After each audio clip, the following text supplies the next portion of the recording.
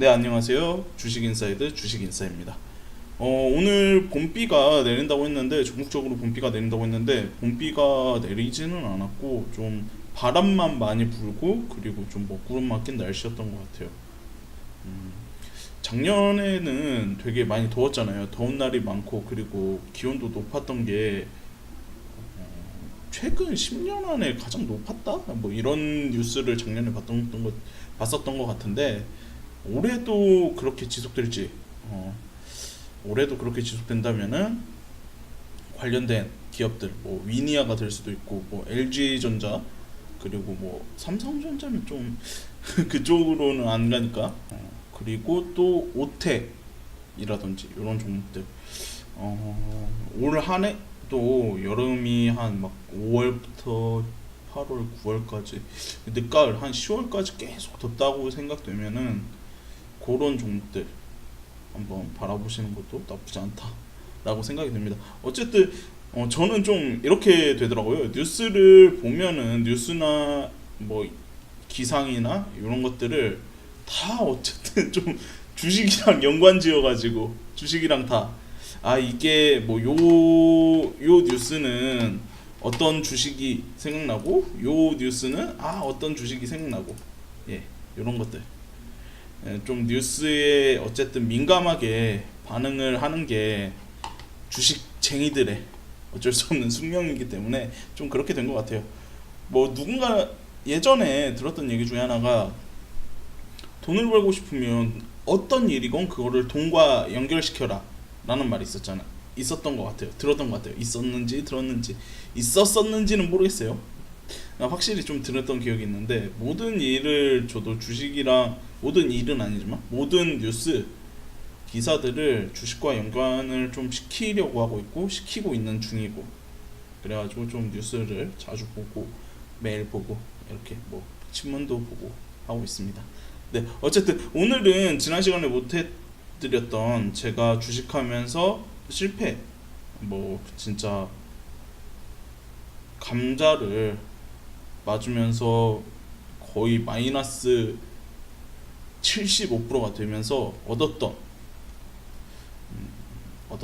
체득했던 어떤 꿀팁은 아니고, 제가 생각한 체득한 것에 대해서 좀 말씀드리도록 하겠습니다.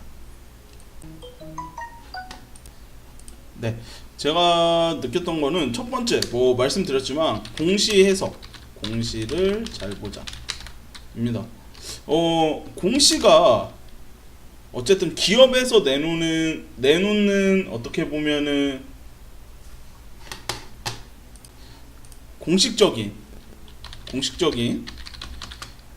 발표잖아요. 이 공시를 어떻게 해석하느냐는 뭐 사람들마다 다를 것이지만, 그래도 중요한 게 기본이라는 게 있잖아요.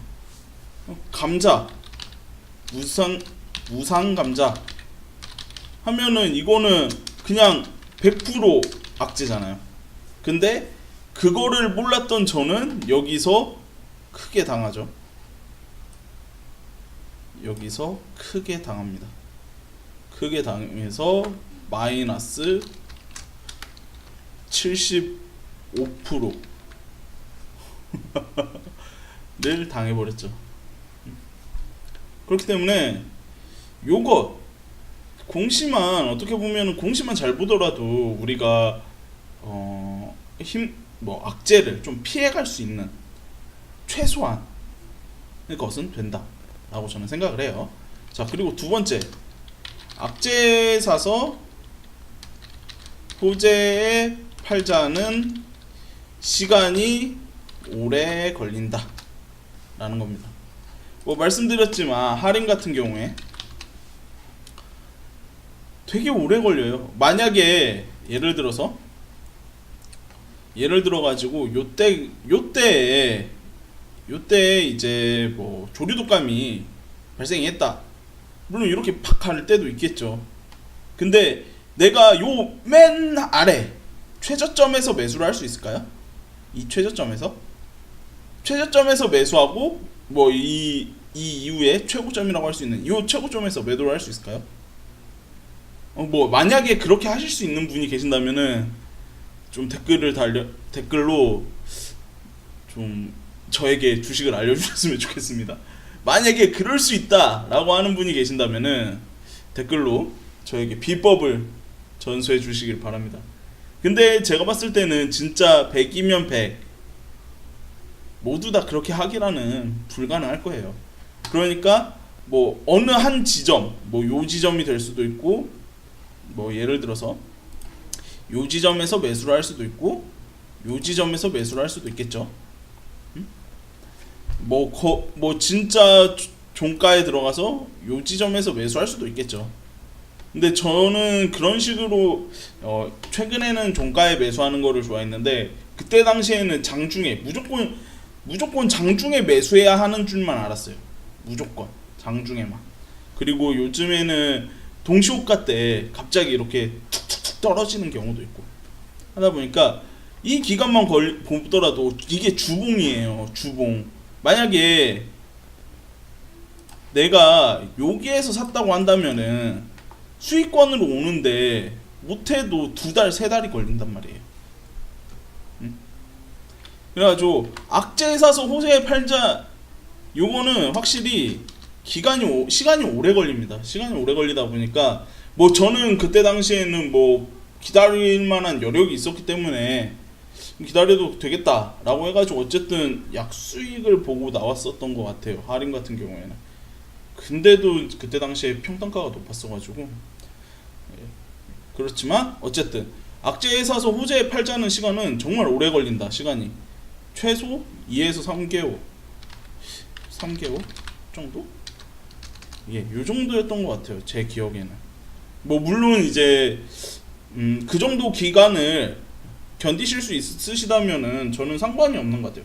악재에서 진짜 매일매일 떨어지는 걸 보면서 아 내가 마지막에 사겠다라고 한다면은 저는 오히려 악재에 매수한다고 하는 거는 저는 좀 괜찮다라고 생각하는 주의여가지고 굳이 물론 이제 다른 악재 뭐 3년 연속 뭐 적자 기업이라든지 상폐 대상 기업이라든지 뭐 관리 종목이라든지 뭐 요런 종목들은 좀 추천을 하고 있지는 않지만 뭐 지속적으로 매출이 나고 뭐 영업이익이 나는데 뭐 단발적인 악재 그런 것들이 생긴다면은 매수해도 되지 않을까라는 생각이 들어요. 세 번째, 대세에 거스르지 말자입니다. 그때 당시에 이제 제가 전역하고 2009년 리먼 사태가 어쨌든 터지는 기간이었어요.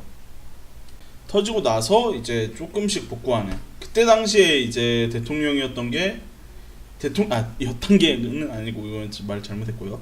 대통령이셨던 이명박 대통령님. 그때 당시에 뭐 지금도 많이 회자가 되고 있지만 뭐 4대강 산업 이런 것들이 뭐 대규모 SOC 사업 그러니까 사회 간접 자본을 들여가지고 좀 거대 토목공사 이런 것들이 있었는데 그때 당시에 생각해 보면은 건설주들이 되게 잘 나갔어요. 뭐 작년 작년 아니죠. 2017년 같은 경우에는 제약주가 이제 주가를 머리끄댕이를 잡고 끌어올리는 형식이었는데 그때 당시를 생각해 보면은 뭐 정부에서 이거는 반드시 한다 4대강 한다 이러고 있는데 당연히 토목 관련 그런 기업을 매수를 했어야 되는데 저는 완전 다른 현대 뭐 이제 쌍용차라든지 하림 이런 곳에 매수를 했으니까 그런 종목들은 그때 당시에 상한가가 15%였는데도 매일 신고가를 갱신하는 상황이었고 쌍용차는 뭐 감자를 맡고 있고 하림은 이제 기업 분할하면서 하림홀딩스는 뭐 지속적으로 제 기억에는 주가가 하락했던 것 같아요. 그런 이렇게 손실만 보는 상황에서 대세는 건설주인데 지금 생각해보면은 그렇지만 뭐 그때 당시에는 저는 다르게 생각하고 있었으니까 대세를 거스른 거잖아요. 시장은 건설주가 대장인 시기였는데 저는 반대로 가고 있었으니까 다른 방향성을 추구하고 있었으니까 그러다 보니까 조그만 이슈에만 막 계속 반응을 하고, 그리고 어떻게 보면은 숲을 보지 못하고 나무만 본, 나무도 그 나무를 본 게 아니라 나무 잎사귀만 봤던 것 같아요. 그래가지고 그런 부분들 크게 보는 대국적인 시각을 가져야 되는데 그렇지 못했던 게 실패의 요인이었던 것 같습니다. 예, 그래가지고 제가 생각했을 때는 요거는 이 세 개는 그냥 큰 틀에서 봤을 때 처음 주식을 시작할 때 만약에 지금 처음 주식을 시작한다고 했을 때, 야, 내 친구가 됐던 내 옆에 있는 사람이 됐던 어떤 사람이, 아, 야, 요즘에 뉴스를 봤는데 요즘에 돼지열병이, 야, 오늘 보니까 정부에서 비메모리 반도체 이걸로 삼성이 133조를 투자한다는데, 야, 이거 삼성전자 사야 되는 거 아니야? 이렇게 옆에서 말할 수 있어요. 말할 수 있는데 조금 더 어떻게 보면은 조금 더 거국적인 관점을 가지고, 아, 과연 우리나라가 비메모리 반도체에서 어느 정도의 성과를 얻을 수 있고, 그리고 비메모리 반도체 분야에서 우리나라가 가지는 영향, 국제적인 영향력이 어느 정도인지. 뭐 요즘에 네이버 치면 그런 거 다 나와요. 네이버 치면 다 나오기 때문에 네이버 치면은 뭐 비메모리 반도체가 어떤 거고, 메모리 반도체는 어떤 거고, 이런 것들 나오는데, 그런 분야에서 조금 보고, 아, 지금 우리나라가 메모리 반도체 분야에서는 그래도 어느 정도 힘이 있는데 비메모리 반도체 분야에서는 조금 힘이 없구나. 비메모리 반도체 분야에서는 우리나라보다는 미국이, 메모리 반도체 분야에서는 우리나라가, 이런 식으로 생각할 수 있겠죠. 네. 이래가지고 우리나라는 지금 비메모리 반도체 분야에서는 중국과 거의 비등한 수준인데 133조를 투자해가지고 어느 정도까지 시장에서 영향력을 미칠 수 있을까? 라는 거를 애널리스트 이제 컨센서스 가가지고 볼 수도 있고 하기 때문에, 그런 거를 본인이 어떻게 판단하는지는 개인마다 다 다르겠지만 어느 정도 체계화를 시켜야 된다는 거죠. 그렇기 때문에 대세를 거스르는 매매는 좀 지향이 아니죠. 지양하는 게 좋을 것 같습니다. 왜냐면은 대세를 거스르면 흐르는 강물을 역행하는 연어가 얼마나 힘들게 올라갑니까? 그래가지고 알을 낳고 나서 이제 좀 생을 마감하잖아요. 주식도 똑같은 것 같아요.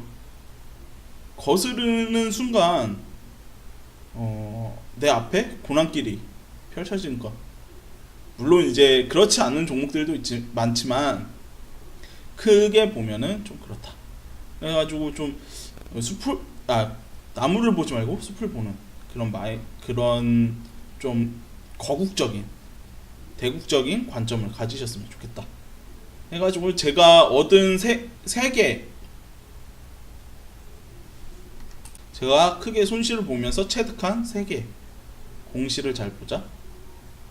악재에 사서 호재에 팔자는 거는 시간이 오래 걸린다. 대세에 거스르지 말자.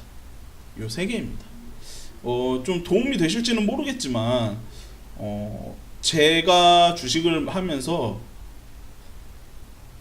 좀 깊게, 마음속 깊게 내재되어 있는 제가 이렇게 큰 손실을 보다 보니까 내재되어 있는 것들이라고 생각합니다.